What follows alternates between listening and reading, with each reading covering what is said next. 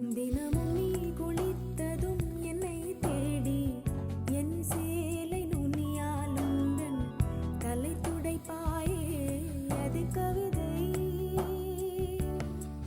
திருடன் போல் பதுங்கியே திடீரென்று பின்னால் இருந்து என்னை நீ அணைப்பாயே அது கவிதை. யாரேனும் மடிக்கே